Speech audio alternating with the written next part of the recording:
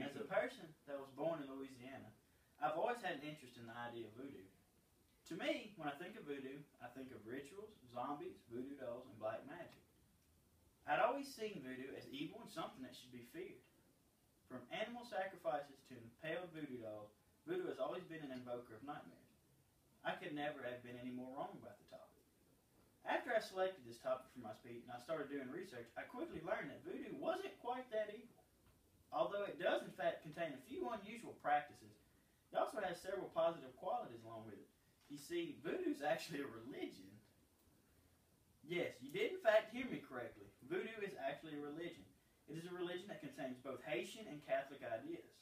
Voodoo obtained its Catholic principles from Roman Catholic priests.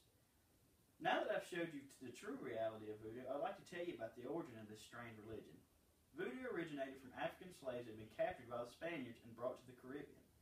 In 1697, the French obtained the area where the Spaniards were taken, the slaves, and eventually grew a very, very large slave population there.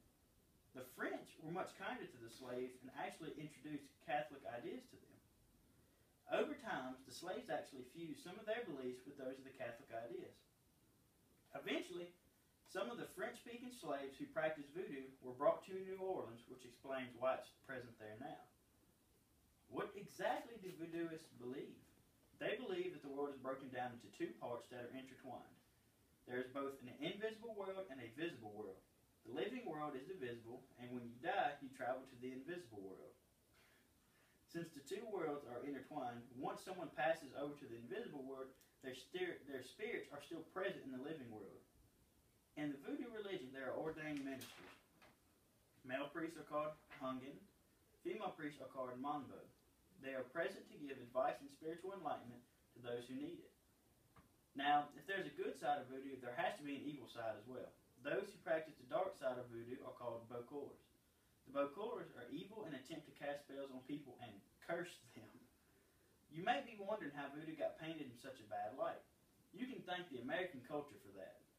People were fascinated with the mysterious religious practices of voodoo and eventually tainted it into what can be seen today in movies.